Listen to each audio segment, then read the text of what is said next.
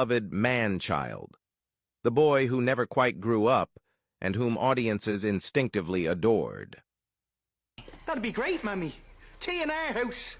The family tea. And with Trevor home, a really special one. Yeah. When the curtain fell, a far harsher reality emerged. A childhood friend of Brendan O'Carroll, Paddy pushed himself to exhaustion through what felt like endless tours. He regarded Brendan as a brother, yet that very loyalty drove his body to its limits. Relentless schedules eroded his physical strength, transforming passion into an overwhelming burden. When the pandemic struck, it didn't merely silence the stage. It thrust Paddy into a lonely and brutal battle far more unforgiving than any role he had ever played. In 2021, death came frighteningly close when COVID-19 attacked his lungs with devastating force. Paddy was completely isolated in intensive care for 12 days and nights, where the hiss of a ventilator became the only sound tethering him to life.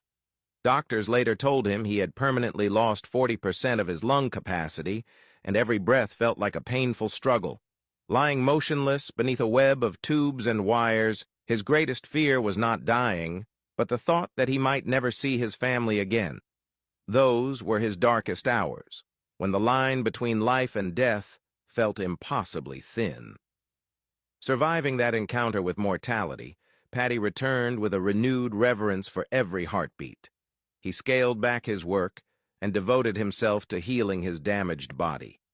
His recovery stands as a powerful reminder of the cost of neglecting one's health and the priceless value of life once it nearly slips away.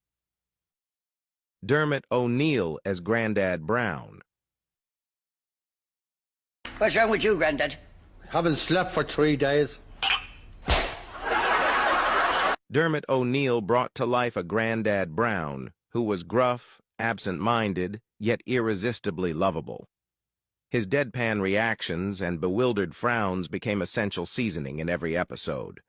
The effortless chemistry between him and Brendan transformed the grandfather into an emotional anchor, a steady presence that perfectly balanced the relentless noise and chaos of the Brown household. Get right answers. Is correct. And if you get the wrong answers, he'll... Shoot me. with a big gun.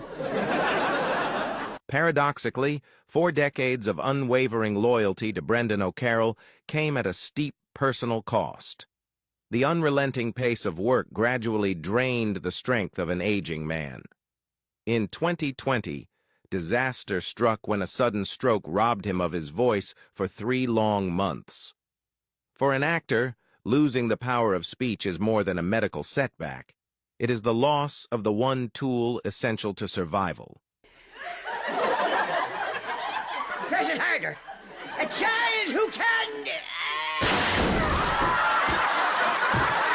Rehabilitation became a prolonged ordeal marked by tears and helplessness. Trapped inside his own mind, he knew what he wanted to say but could not force the words out. The confidence that once defined him on stage was shattered, replaced by a constant fear of becoming a burden to others.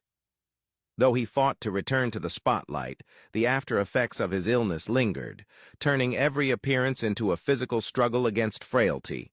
The blow to his dignity, no longer being as agile or capable as before, cut deeply into the soul of the aging artist. Dermot O'Neill ultimately chose to step back behind the scenes, seeking peace with his family in Dublin. While his appearances have grown rare, he continues to be honored by fans as a silent warrior, a man who gave his youth and his health in exchange for laughter, leaving behind a legacy of quiet sacrifice and enduring devotion. Fiona O'Carroll as Maria Brown. I cut the edges off so they fit in the mug. Oh, I see. Fiona O'Carroll portrayed Maria Brown, Dermot's gentle, long-suffering wife and Agnes's daughter-in-law. She served as the emotional bridge that kept the Brown family's madness from completely derailing. Maria's calm and tender presence on screen led many viewers to assume that Fiona herself lived a similarly peaceful life, wrapped in the